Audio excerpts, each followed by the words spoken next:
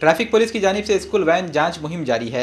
School में ना तजुर्बेकार ड्राइवरों की वजह से सड़क हादसा पेश आ रहे हैं। इस मसले के हल के लिए नांदेड़ में ट्रैफिक पुलिस इंतजामिया की जानिब से इन दिनों एक खुसूसी मुहिम चलाई जा रही है। इस मुहिम के तहत स्कूल बसों के कागजात, पासिंग, ड्राइवर का लाइसेंस और दीगर तफसीलात जानने की कोशिश की जा रही है। इस मुहिम के तहत अब तक 70 से ज़ायद बसों की जांच की गई है। इनमें चंद गाड़ियां ऐसी भी पाई गई जिनके परमिट नहीं थे। जांच के दौरान बस की सूरत हाल और उसमें बच्चों के बैठने की गुंजाइश कितनी है और अमली तौर पर कितने तलबा को बिठाया जा रहा है, इन तमाम बातों की तफसीलात भी हासिल की जा रही है। ट्रैफिक पुलिस के इंचार्ज चंद्रशेखर कदम की निगरानी में चलाई जा रही इस मुहिम के तहत पुलिस इंतजामिया ने 4 दस्ते तश्कील दिए हैं जो बैक वक्त शहर के अलग अलग इलाकों में जांच का काम कर रहे हैं। दिनांक 17 ऑगस्ट रोजी जुन्या DED कॉलेज या ठिकाणी आम्ही वाहनांचे प्रतिनिधी, स्कूल बसचे, शाळांचे मुख्याध्यापक, माननीय शिक्षणाधिकारी साहेब, आमचे RTO साहेब या सर्वांनी मीटिंग घेतलेली होती। त्या मीटिंगमध्ये स्कूल बस आणि विद्यार्थी ने-आण करणारे वाहन हे कशा प्रकारचे असावे, त्याच्या अटी काय आहेत याबाबतची संपूर्ण माहिती एका प्रेझेंटेशनद्वारे RTO साहेबांनी दिली होती। तसेच मी स्वतःसुद्धा दिलेली होती। ही जी मोहीम आहे ते पूर्वसूचना देऊन विद्यार्थ्यांचे आणि पालकांचे हित लक्षात घेऊन ती सुरू करण्यात आलेली आहे। सर्वसाधारण पालकाला वाहनाचं फिटनेस, वाहन परवाना प्राप्त आहे किंवा नाही ह्या गोष्टी काही माहिती नसतात।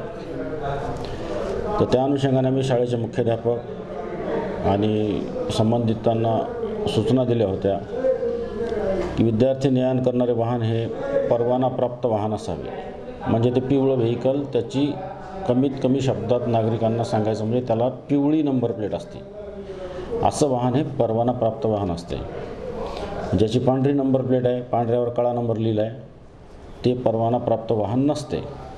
नागरिकांनी या बाबतीत कटाक्षाने तसं ते आपला मुलगा ज्या वाहनात जातो ते बघावं। दुसरं, त्या वाहनाचं फिटनेस आहे का। फिटनेस म्हणजे ते वाहन किती जुनं आहे, ते वाहन प्रवासी नेण्याकरिता योग्य आहे किंवा कसे, हे फिटनेस जे आहे ते परिवहन कार्यालयातर्फे केले जाते। ते दरवर्षी करावं लागते त्यांना तर ते आम्ही पाहत आहोत। त्याच्यानंतर जो चालक आहे वाहनाचा, त्याच्याकडं ते गाडी चालवायचं लायसन्स आहे की नाही याची आम्ही तपासणी करत आहोत। ही जी तपासणी आहे ती सर्वसामान्य विद्यार्थ्यांचं हित, सुरक्षितता लक्षात घेऊन करणे सुरू आहे। कालपासून ही मोहीम सुरू झालेली आहे। आत्तापर्यंत जवळपास